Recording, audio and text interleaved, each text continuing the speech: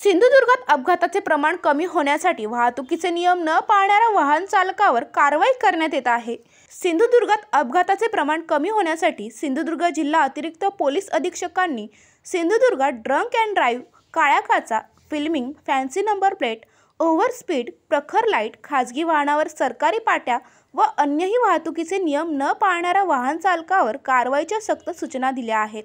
जिल्हा वाहतूक शाखेचे प्रभारी पोलीस निरीक्षक अमोल ओतारी यांच्या मार्गदर्शनाखाली सिंधुदुर्ग वाहतूक पोलीस शाखेचे सहाय्यक पोलीस उपनिरीक्षक Pravin Sapale, police head constable Prashant Dhumale, police नाईक अमोल धुरी यांनी आज सावंतवाडी आंबोली मार्गावर सातोई तिठा येथे ड्रंक अँड ड्राईव्ह करणाऱ्या आजरा येथील कृतिक राजेंद्र सावंत यांची तपासणी केली असता पॉझिटिव्ह आढळला।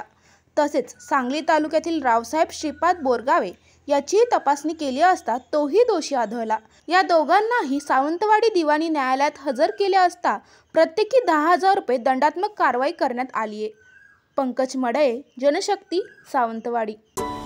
अरे, तुम्ही अजून आमच्या चॅनलला सबस्क्राइब नाही केलं तर लगेच जनशक्ती चॅनलला सबस्क्राइब करा आणि बेल आयकॉनवर क्लिक करा आणि रहा अपडेट।